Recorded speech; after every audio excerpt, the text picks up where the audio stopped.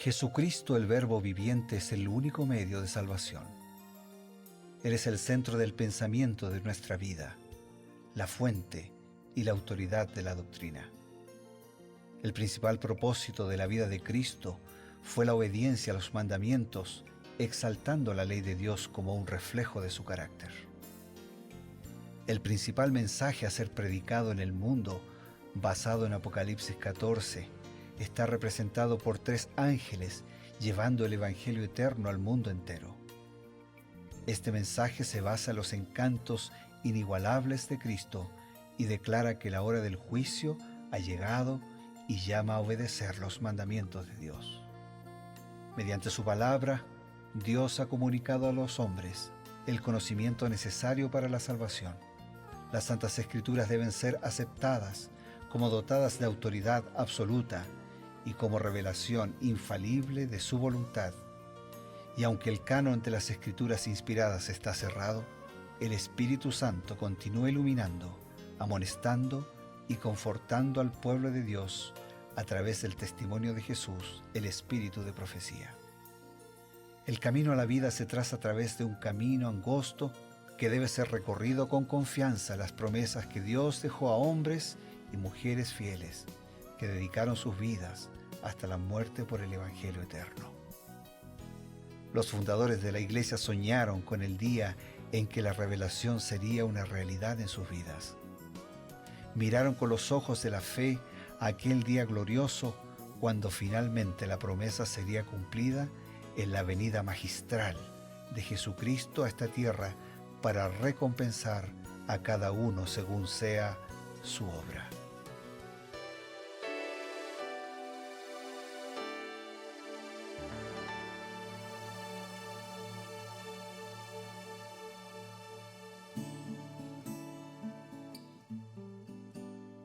Queridos amigos, una vez más estamos aquí en la señal de Nuevo Tiempo, la señal de esperanza, para comenzar su programa Creed en sus profetas.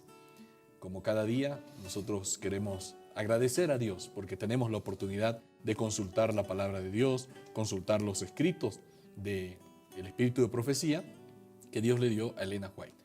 Para esta tarea nos congregamos como cada día junto al pastor Bruno Razo.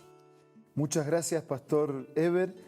Y lo hacemos así con alegría, con gratitud, como mencionas, listos para introducirnos en el capítulo 7 de Primera de Crónicas, con algunos temas, tópicos seleccionados y comentarios de Elena de White en relación a este capítulo. Y antes de hacerlo, le enviamos un abrazo de cariño, de respeto, deseando muchas bendiciones a todos nuestros amigos y hermanos.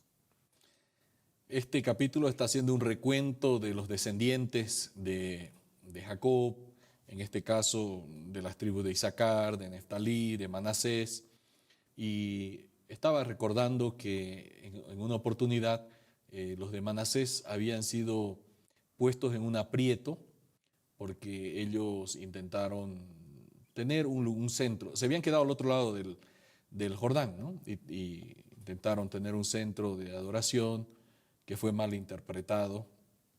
Y este asunto de interpretar las acciones, las palabras, siempre es delicado, ¿no? Entonces, me gustaría recordar un poquito, ahora que recordamos a los descendientes de los primeros, de las primeras tribus, ¿no? De los primeros hijos, cómo es que podemos nosotros evitar malinterpretar las acciones y las palabras de otras personas. El comentario de Elena de White en Patriarcas y Profetas dice: la prudencia manifestada por los hijos de Manasés y sus compañeros es digna de imitación. En tanto que se esforzaban sinceramente por hacer progresar la causa de la verdadera religión, fueron juzgados erróneamente y censurados con severidad, pero no manifestaron resentimiento. Escucharon con toda cortesía y paciencia los cargos que sus hermanos les hacían antes de tratar de defenderse, y luego les explicaron ampliamente sus móviles y demostraron su inocencia. Así se arregló amigablemente la dificultad que amenazaba tener tan graves consecuencias. Entonces, por un lado, tenemos una actitud equivocada de quien malinterpreta. Pero si ese que malinterpreta y critica y acusa encuentra una reacción negativa, el problema se hace más grande. Sin duda. Y hasta por decir, pero al final, está bien, le erramos en esto, pero algo hay. Algo tiene que haber. Pero cuando alguien toma el asunto, sabe que no es verdad lo que están diciendo, trata con amabilidad, trata con bondad, explica, clarifica, arregla y resuelve el problema. Pero si alguien que actúa mal conmigo, yo voy a actuar mal con él, es un problema interminable porque toda acción produce reacción. Pastor, la actitud de la tribu de Manasés entonces ayudó mucho para mantener la unidad de todo el cuerpo, porque eso amenazó gravemente. Y era una amenaza real y bien concreta. Si ellos hubiesen reaccionado mal, era así. Ni siquiera estaban terminando de asentarse, es decir, nunca hubiera llegado a tener por lo menos cuerpo el pueblo de Dios, ¿no? No, hubiesen quedado Dispersados. totalmente. Este asunto de la unidad es importante, fue importante para el pueblo de Israel y será importante para nosotros ahora en este tiempo. Claro. Por algo Jesús oró, te ruego que sean uno, y cuando puso el ejemplo de uno como tú y yo, o sea, uno como el Padre con el Hijo, el desafío de la unidad guarda como modelo de referencia la unidad del Padre con el Hijo. Elena de White dice así: aunque no hemos de sacrificar un solo principio de la verdad, debemos procurar constantemente ese estado de unidad. Es la evidencia de nuestro carácter de discípulos de Jesús. O sea, tenemos que buscar la unidad, pero no tenemos que sacrificar un solo principio de la verdad. Si nosotros nos vamos a unir, por ejemplo, a espaldas de la palabra de Dios, de la verdad de Dios, de los mandamientos de Dios, nos vamos a unir porque la muerte de Cristo sí murió, como cualquiera puede morir, un poquito más mártir que otros, pero no tiene ese valor expiatorio de que murió en mi lugar. O de repente, pastor, alguien que dice, bueno, ¿qué importa un día total? Todos guardamos un día. Exactamente. Alguien Dice, no es el sábado el mandamiento. Para no complicar y no pelear, ¿no? Cada uno que haga lo que quiera, pero estamos juntitos. Esa unidad no le sirve a nadie. Exacto. O sea, si nosotros dos nos vamos a unir a espaldas de Dios, contrariando a Dios, no cumplimos el propósito de la oración de Jesús. Tenemos que unirnos de frente a Dios, mirando a los ojos del Señor, haciendo su voluntad y cumpliendo su palabra. Por eso dice así que no hemos de sacrificar un solo principio de la verdad, pero tenemos que procurar constantemente ese estado de unidad. Dios quiere que haya unión y amor fraternal entre su pueblo. En la oración que elevó Cristo precisamente antes de su crucifixión, pidió que sus discípulos fueran uno como Él era uno con el Padre, para que el mundo creyera que le había enviado.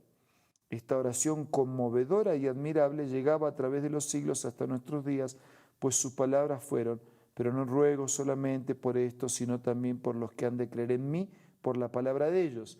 En el versículo 20 aparecemos todos nosotros, ¿no? Ahora fíjate, otra vez el mismo tema. Cuando hablábamos de que Israel era bendecido, ¿para qué era bendecido? Para que los demás pudieran conocer, para bendecir. Ahora acá el Señor dice que sean uno. ¿Para qué tenemos que ser uno? Para que los demás puedan conocer, para que los demás puedan creer. O sea, hay una intencionalidad en Dios siempre, siempre, Claro. de salvarte, de salvarme y de usarnos para salvar a otros. ¿Cómo encontramos ese equilibrio entonces, pastor, entre el deseo que Jesús manifestó de que su iglesia, sus hijos sean unidos, pero a la vez sin renunciar a los puntos básicos, los puntos inamovibles, los principios de la ley de Dios? Eso es algo básico. Muy buena pregunta. Así como Dios desaprueba el pecado, pero ama al pecador, nosotros también tenemos que hacer lo mismo. O sea, desaprobamos el pecado, pero amamos al pecador. La persona tiene que ser amada, tiene que ser respetada, tiene que ser querida. Y aquí pasa de la misma manera. Tenemos que unirnos, pero ¿unirnos para qué? Para alabar a Dios, para hacer su voluntad. y para que otros puedan creer. Pero si la unidad no está basada en la palabra, de buena manera, ¿no es cierto? No creyéndome superior, no siendo dogmático, de buena manera, respetando, tengo que priorizar que la unidad sea en la verdad de Dios. ¿Por qué? Fíjate lo interesante de este tema. Y nosotros ya hemos visto que eso pasó en capítulos anteriores. Por ejemplo, cuando Absalón se juntó con un grupo para hacer algo, ¿eso era unidad o era conspiración? Una conspiración directa. Entonces, Claro. cuando nosotros nos unimos para darle la espalda a Dios y hacer contrario a lo que Él dice, eso no es unidad. Eso es conspirar contra Dios y su palabra. Y Dios nos salve y nos guarde de conspirar contra Él. Lo que Él nos pide es que nos unamos con Él. Unirnos con Dios trae beneficios para nosotros y también para nuestros amigos, nuestros prójimos, nuestras familias. Vamos a recibir un consejo importante y luego volvemos.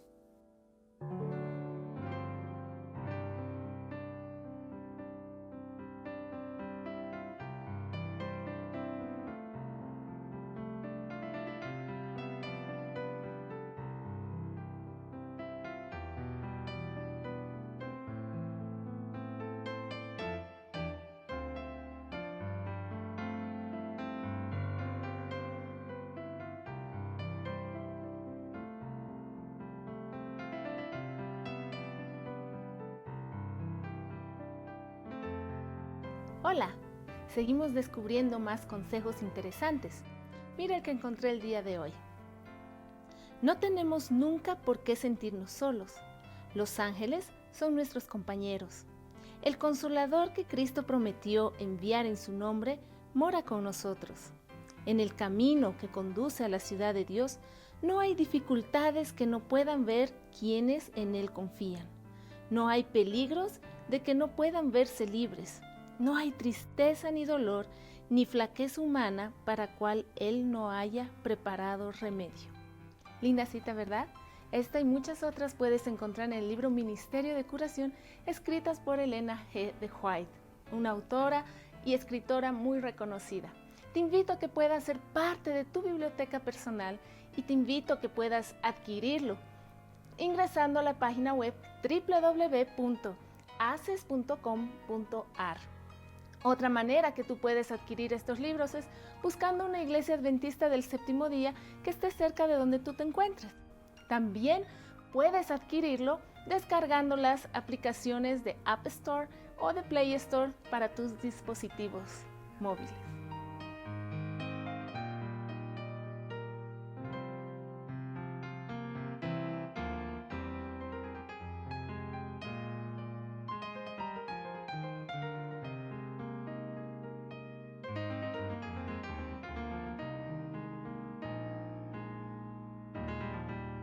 Aprovechamos la oportunidad en que ya estamos por terminar nuestro programa y queremos ofrecerles una nueva invitación. Jesús dijo, Padre, te ruego que ellos sean uno, así como tú y yo somos uno. Y después dice, para que el mundo crea.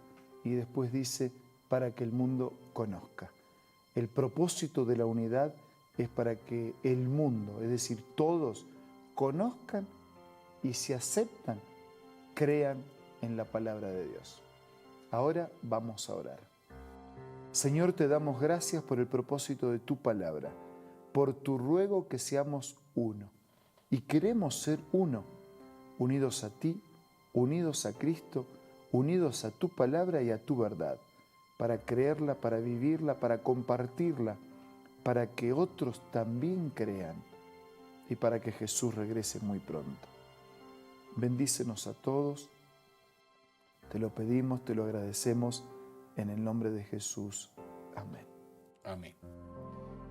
Nos despedimos solamente momentáneamente, porque mañana tenemos la promesa y la esperanza de reencontrarnos aquí en su programa Creed en sus Profetas. Será hasta entonces.